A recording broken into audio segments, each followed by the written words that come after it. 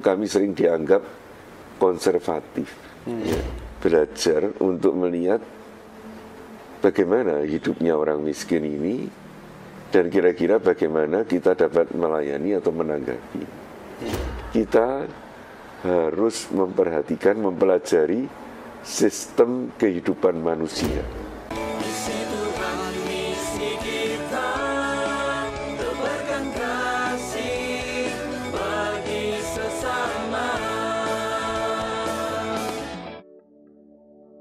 Para saudara yang terkasih, Anda sedang bersama dengan saya, Frater Wisnu CM. Kini kita akan berbincang-bincang dengan Romo Satbudi CM mengenai salah satu misi kongregasi misi, yaitu pembinaan calon imam. Pembinaan calon imam adalah salah satu bentuk pembinaan di samping pembinaan juga untuk awam. Nah, pada hari ini kita akan berbincang-bincang menggali lebih dalam bersama dengan Romo Satbudi CM mengenai pembinaan calon imam di Seminari Tinggi Kongregasi Misi. Baik, Romo. Ya. Pertama-tama saya ingin tahu, Romo, ada berapa unit sih Seminari CM yang ada di Malang ini sekarang? Di Malang sini ada 4 unit, yaitu mulai unit postulat untuk mereka yang baru masuk dari seminari menengah ataupun dari SMA, perguruan tinggi, atau mungkin sudah bekerja di luar. Jadi pembinaan paling awal di CM ini adalah postulat. Lalu unit yang kedua itu adalah unit novisiat atau seminari, kami menyebutnya seminarium internum. Postulat tadi umumnya berlangsung 1 tahun, begitu juga novisiat, ya, 1 tahun. 2 unit itu sekarang ada di Jalan Raya Candi 5 nomor 60 Karangbesuki, ya, dekat Candi Badut. Lalu ada unit S1, ya, atau unit Depol. Itu adalah unit mereka yang sudah selesai novisiat dan mulai pendidikan filsafat teologi untuk tingkat S1 atau serata 1, ada di Langsep, Jalan Raya Langsep 45, dan unit S2, yaitu mereka yang setelah S1 itu pastoral, tahun pastoral, 2 tahun praktis, persiapan kaul juga. Lalu mereka masuk ke unit S2, ada di Jalan Raya Langsep 58, di seberang Jalan Raya Langsep 45 ini. Ya, gitu. Baik. Saya tertarik, Romo, untuk menggali lebih dalam bagaimana sih para misionaris dahulu itu mengawali seminari ini. Semangat apa yang melatar belakangi mereka untuk memutuskan mendirikan seminari di Indonesia ini, Romo? Iya, saya kira itu juga tidak lepas dari pendiri kami, Santo Vincentius, melihat dalam kenyataannya imam itu bagaimanapun juga pemimpin gereja.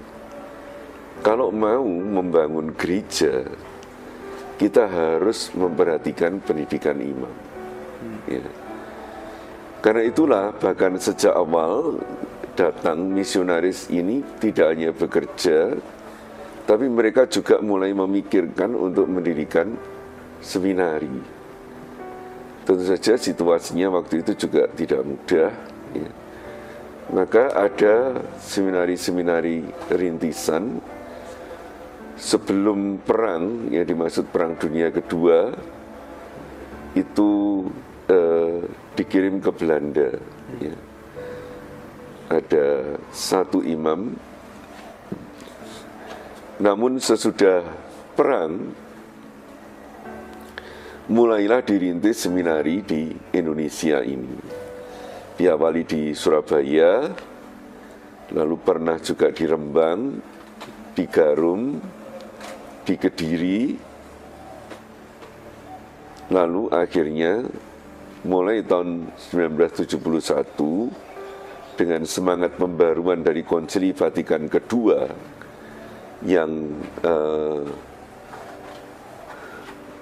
mengharapkan bahwa seminari itu tidak berdiri sendiri tapi dapat bekerja sama dengan seminari-seminari lain, ya. Lalu kita bekerja sama dengan Ordo Karmel dan mendirikan seminari tinggi CM mulai di Raya Langsem 45 ini.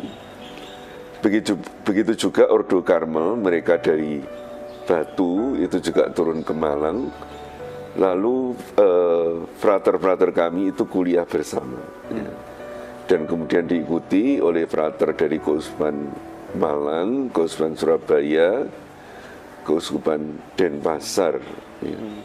Dan begitu seterusnya, beberapa tarekat kemudian bergabung, ya, kepada kami. Oh ya, juga CDD, ya, Kongregasi Murid-Murid Tuhan itu juga bergabung di awal.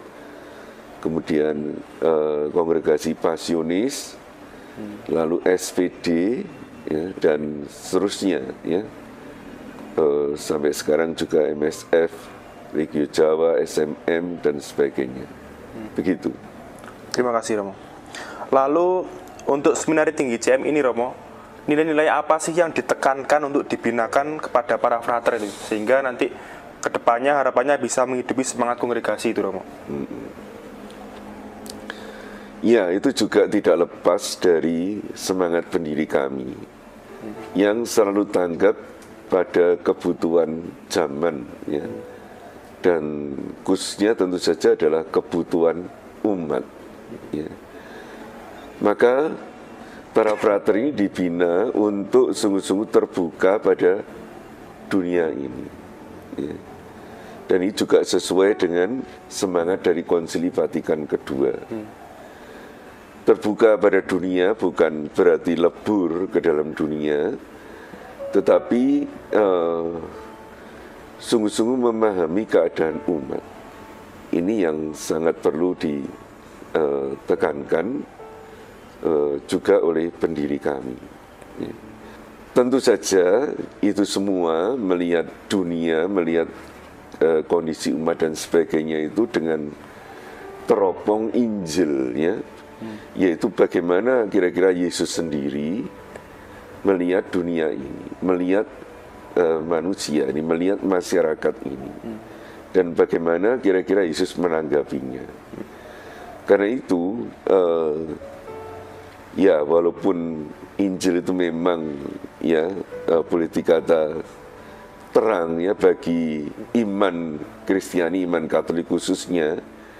Di CM ini Injil itu mempunyai arti atau nilai yang sangat penting, ya.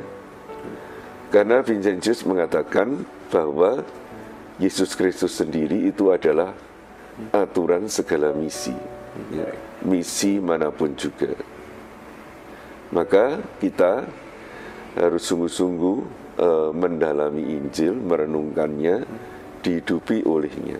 Vincentius dengan sederhana mengatakan kepada para pengikutnya, tugas kita, saudara-saudaraku, adalah melakukan apa yang dilakukan oleh Putra Allah ketika dia hidup di dunia.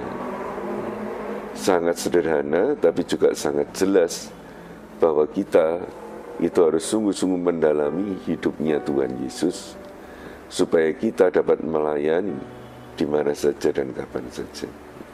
Di antara tentu saja umat yang dilayani, Vincentius mempunyai perhatian khususnya, hati yang khusus kepada kaum miskin, ya. Yaitu mulai berangkat dia sendiri melihat pada zamannya bagaimana orang-orang miskin itu kurang terlayani, termasuk oleh gereja. Ia mengatakan orang miskin itu terancam untuk kelaparan, sengsara di dunia, dan menderita di akhirat, ya. Nah, yang dimaksud menderita di akhirat ini karena orang miskin itu kurang sekali mendapat pembinaan rohani. Ya. Jadi itulah sebabnya maka Vincentius selain mendengarkan kebutuhan masyarakat pada umumnya, tapi terutama kaum miskin. Ya. Bukan berarti Vincentius tidak peduli pada orang kaya. Ia peduli pada orang kaya, tapi orang kaya itu pun diarahkan untuk melayani orang miskin. Vincentius sangat yakin, ya, kalau orang mau mencari Tuhan, ya, kunjungilah orang miskin. Ya. Kamu akan menemukan Tuhan dalam diri orang miskin itu. Kepada para susternya, suster putri kasih, 10 kali sehari kamu mengunjungi orang miskin, 10 kali kamu berjumpa dengan Tuhan. Jadi pertama, Vincentius mengajak kita semua untuk peka pada kebutuhan dunia, pada kebutuhan umat. Kita harus peka untuk itu. Lalu Vincentius juga menekankan mengenai pembinaan imam, karena bagaimana gereja melayani itu tergantung juga imamnya. Dan yang ketiga itu sebetulnya ya itu semua terutama paling nyata itu pada perhatian pada orang miskin. Dan mendasari semua itu adalah melihat segala sesuatu dalam terang Injil. Ya. Vincentius juga mempunyai ungkapan sederhana, quid nunc Christus. Jika engkau sekarang ada di tempatku, Kristus, apakah kira-kira yang akan kau katakan? Apakah kira-kira yang akan kau perbuat? Begitu, brother. Terima kasih, Romo. Lalu ini, Romo, saya tertarik untuk mendalami. Melayani orang miskin itu tentu tidak mudah, Romo, ya. Tantangannya sangat besar sekali. Perlu keberanian, apalagi menumbuhkan kepedulian itu tidak mudah. Nah, bagaimana selama pembinaan di seminari, para frater ini dilatih untuk bisa menumbuhkan kepedulian itu? Melalui hal apakah mereka bisa tumbuh dalam hal kepedulian dan juga keberanian untuk melayani orang miskin itu? Romo. Ya. Sejak awal ya postulat dan novisiat itu mereka mempunyai apa yang disebut hari orang miskin, ya, yaitu biasanya itu hari Minggu, ketika mereka diutus ya untuk sungguh-sungguh mengunjungi orang miskin. Ya, misalkan anak-anak jalanan, ya langsung mengajak mereka omong, ya. Lalu juga para pengemis, tukang becak, macam-macam. Karena perhatian itu nyata kalau kita berjumpa langsung dengan yang kita perhatikan. Jadi bukan hanya lewat buku. Itu sih yang terutama. Dan dari situ mereka mulai belajar untuk melihat bagaimana hidupnya orang miskin ini, dan kira-kira bagaimana kita dapat melayani atau menanggapi. Tentu saja, ya, kita juga sangat perlu untuk belajar berbagai cara untuk melayani orang miskin. Dan ya, itu kita belajar antara dari ajaran sosial gereja, kita juga belajar dari ilmu-ilmu sosial, macam-macam, apapun juga yang dapat kita lakukan. Tapi satu hal yang pokok adalah perjumpaan langsung dengan orang miskin dan tindakan, ya, tanggapan langsung. Begitu. Baik, tadi Romo menyebutkan bahwa melayani orang miskin itu perlu teman, ya. Intinya perlu teman, artinya tidak bisa kita melakukannya sendiri. Nah, bagaimana para frater ini selama masa pembinaan dilatih untuk juga melibatkan sebanyak mungkin orang? Artinya seperti tadi dikatakan, kita juga tidak anti dengan orang kaya, tapi kita sebisa mungkin mengarahkan orang-orang yang mampu itu untuk menolong mereka yang tidak mampu. Nah, pertanyaan saya, bagaimana selama proses pembinaan ini para frater dilatih juga untuk melibatkan orang-orang yang notabene mampu untuk juga ikut terlibat dalam karya pelayanan orang miskin, Romo? Kalau ya mau dilihat jauh ya ke belakang, ini sebetulnya juga dari tradisi Santo Vincentius sendiri ya. Jadi diawali ketika waktu itu Pastor Romo Vincent itu melayani di sebuah paroki, ada keluarga miskin yang seluruh keluarga itu sakit keras ya. Lalu waktu memimpin ibadat ya umat, ya dalam khotbah menyinggung mengenai ini. Ingat pada waktu itu umat ini dalam gereja itu hampir tidak dipandang, ya. Mereka hanya penonton saja.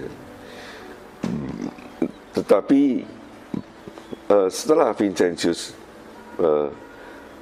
berkhotbah itu, Vincentius ini juga terperangah melihat hasilnya, karena umat berbondong-bondong untuk mengunjungi orang miskin itu sambil membawa makanan. Tapi selain terkejut dan gembira, Vincentius juga prihatin.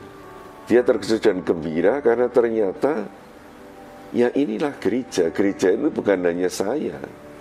Gereja ini adalah kita semua. Ya. Seluruh umat itu adalah umat Allah, gereja.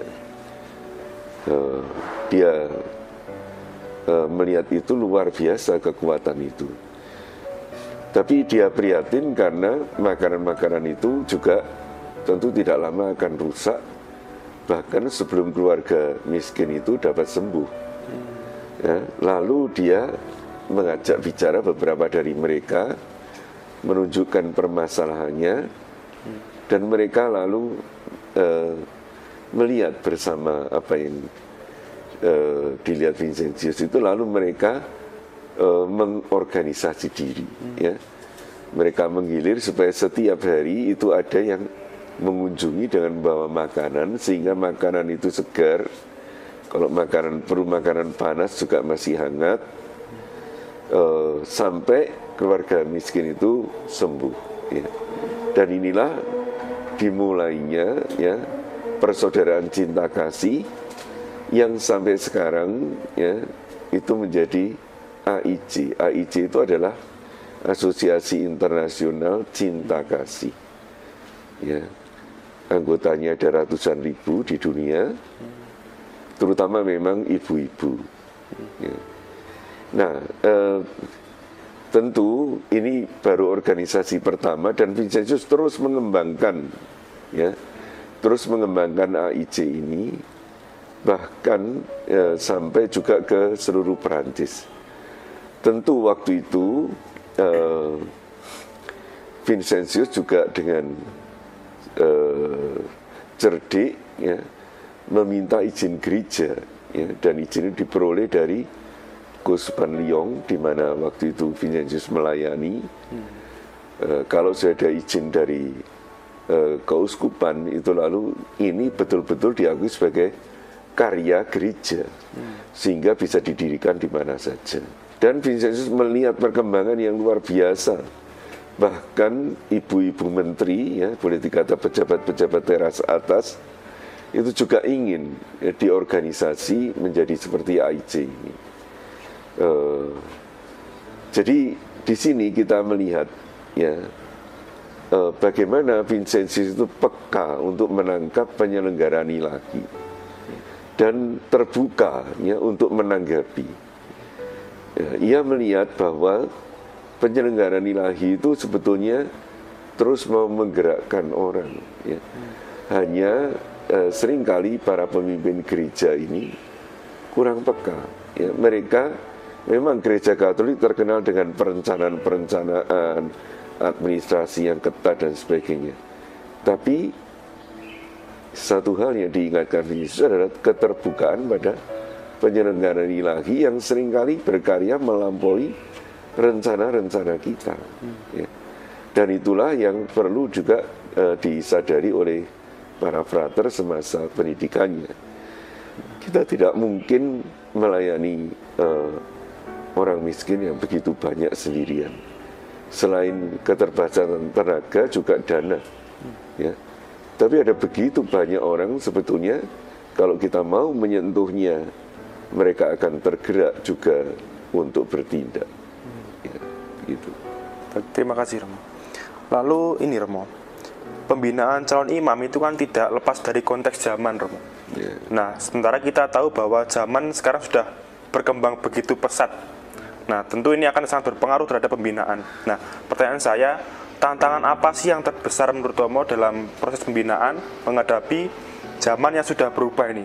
Entah mungkin baik dari medan pastoral yang punya tuntutan lebih tinggi, atau mungkin juga dari sisi para fraternya sendiri. Mungkin frater-frater sekarang mungkin berbeda daripada frater-frater yang dulu, gitu Romo. Bagaimana menurut Romo?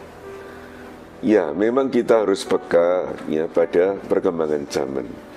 Tapi menurut saya tantangan terbesar itu adalah melihat Tuhan. Ya. Melihat Tuhan. Dalam segala zaman ada tantangan-tantangan bagaimana kita dapat melihat dan merasakan kehadiran Tuhan. Karena itu juga ya mungkin salah satu sebabnya mengapa kami boleh dikatakan sebagai seminari mungkin termasuk yang paling terbuka ya untuk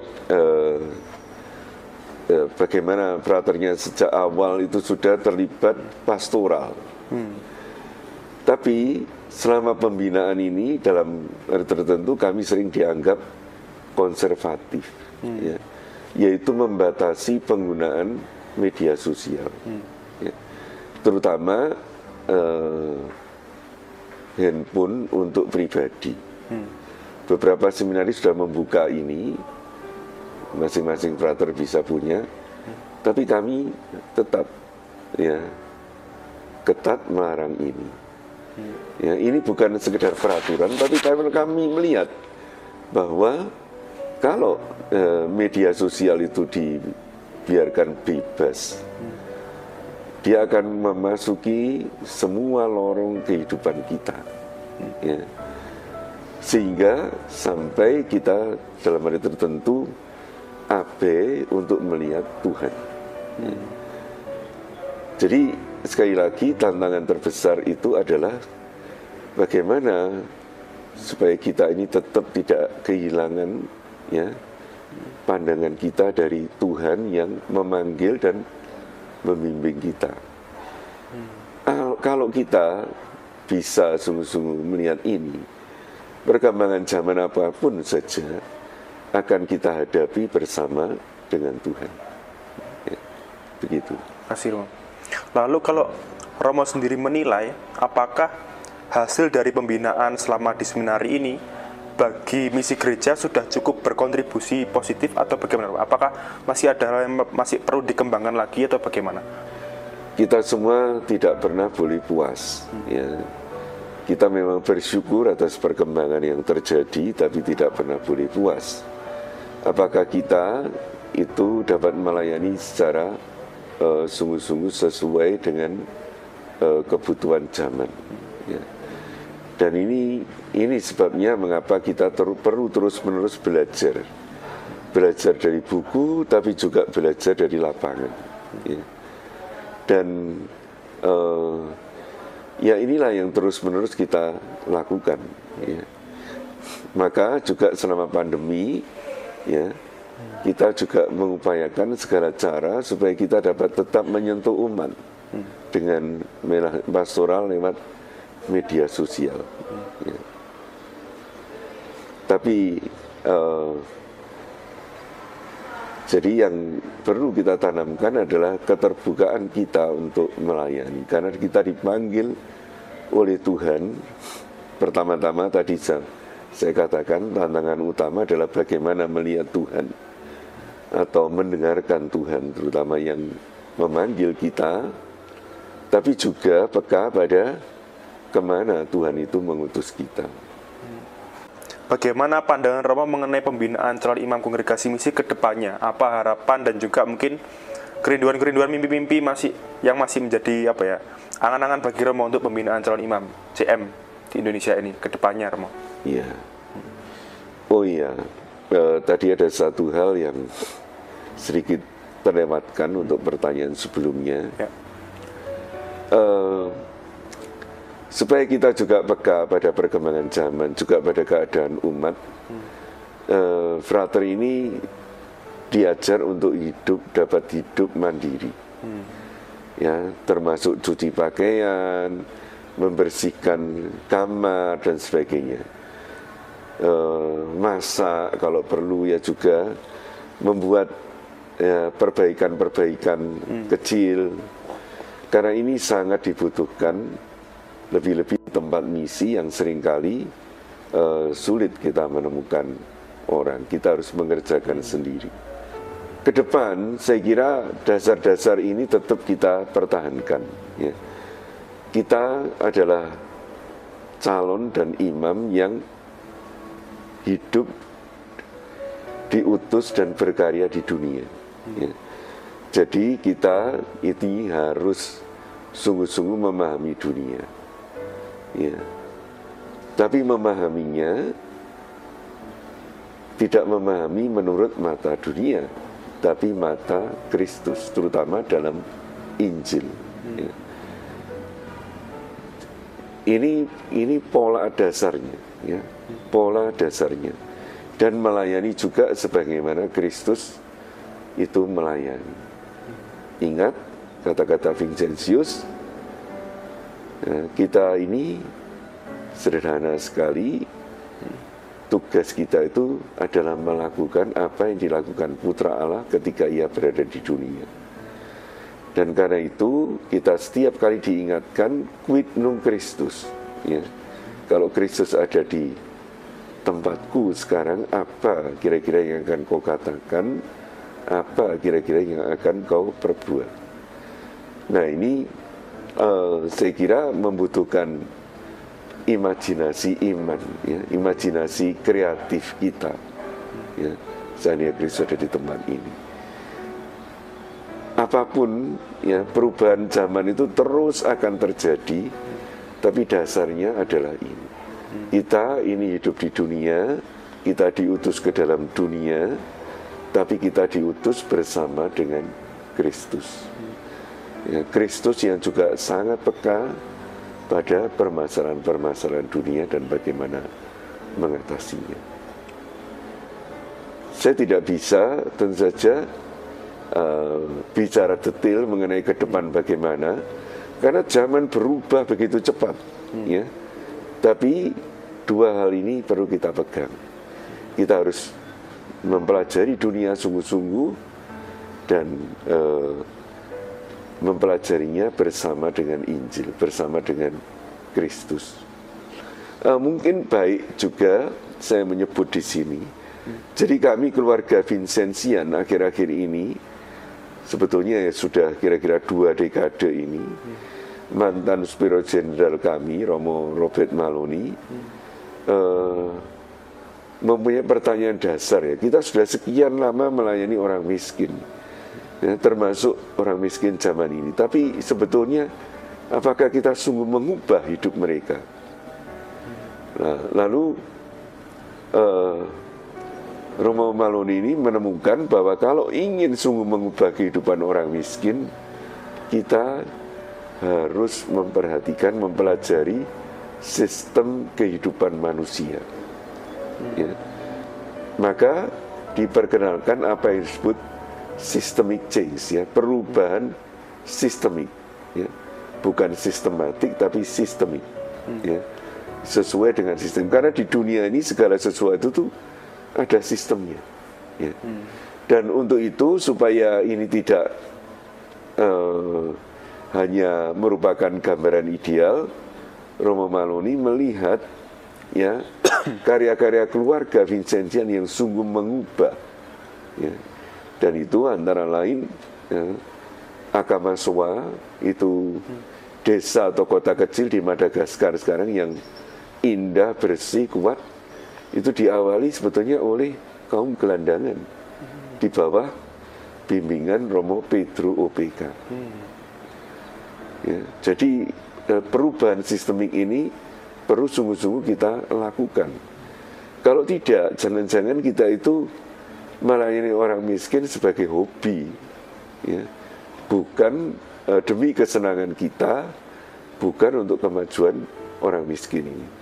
Nah, inilah tentu juga ke depan sesuai dengan zaman, tantangannya adalah bagaimana membuat orang miskin ini istilahnya sekarang ini melek literasi, ya.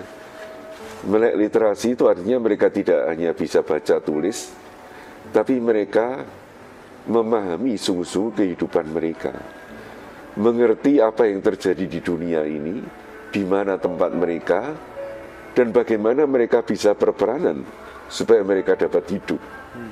Ya, dan ini tentu meliputi juga segi ekonomi, segi politik, ya, segi sosial pergaulan mereka dalam masyarakat. Dan inilah yang saya kira tantangan kita terus-menerus ke depan. Kalau kita sendiri tidak melek literasi, ya, puasnya hanya dengan bisa baca tulis dan sebagainya, bagaimana mungkin kita bisa membangun orang-orang miskin, gitu. Lalu terakhir, Romo, di sini kan yang membina para frater adalah para Romo CM sendiri, Romo, ya. Nah, apakah ada peluang bagi umat awam untuk juga terlibat untuk membina para frater, Romo? Ya, ya, itu tentu jelas sekali, ya. Umat itu membina kita semua, ya, para frater lewat karya pastoral, ya. Jadi di dalam pastoral itu bukan hanya kita yang memberi umat, tapi juga umat memberi kita. Ya, bagaimana mereka merumuskan permasalahannya, merenungkan permasalahannya, itulah yang membuat kita ini juga dididik oleh mereka. Yesus mengatakan bahkan untuk umat yang miskin sekalipun, mereka itu adalah tuan dan guru kita. Ya. Jadi kita ini terus-menerus belajar. Ya. Karena dalam hal tertentu umat itu lebih paham mengenai dunia ini. Tentu saja sekali lagi kita harus menilainya dalam terang Injil. Tapi apa yang kita nilai materinya ya berasal dari dunia ini, dari kehidupan umat. Dan itu mereka lebih paham. Di lain pihak tentu saja umat juga perlu mengerti kami, ya, seminari ini juga kebutuhan-kebutuhan kami, ya. Selain tadi kebutuhan untuk pendidikan, tentu, ya, kita masih hidup di dunia, ya. Ada juga kebutuhan-kebutuhan material yang mau tidak mau itu ya harus menghidupi kami, ya. Makan, minum, ya, lalu uang kuliah untuk studi, uang untuk buku, uang untuk berbagai peralatan, ya, dan kita tidak tertutup pada peralatan-peralatan canggih supaya kita dapat tetap mengikuti perkembangan dunia ini. Dan untuk itu semua, ya, kita membutuhkan barang-barang dunia, materi, ya.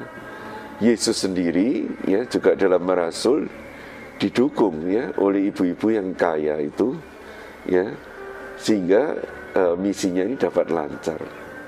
Begitu juga dengan seminari, bukan hanya seminari tinggi CM, tapi juga seminari-seminari lain, ya. Seminari-seminari ini dibutuhkan bukan hanya untuk kami calon itu, tapi dibutuhkan oleh gereja, dibutuhkan dalam itu juga oleh masyarakat secara tidak langsung. Karena itu gereja dan masyarakat juga perlu mendukung supaya kehidupan dan pendidikan kami dapat berjalan dengan lancar. Ya. Baik, Romo Satbudi, terima kasih banyak atas uraian mengenai panorama pembinaan para frater di Seminari Tinggi Kongregasi Misi ini. Dan saya harap mungkin sedikit penjelasan ini dapat memberikan gambaran kepada kami semua mengenai bagaimana sih para frater CM ini dibina di seminari tinggi. Begitu para saudara, terima kasih banyak atas kesediaannya untuk mendengarkan kami berdua untuk perbincangan kali ini. Terima kasih dan juga salam Vincentian.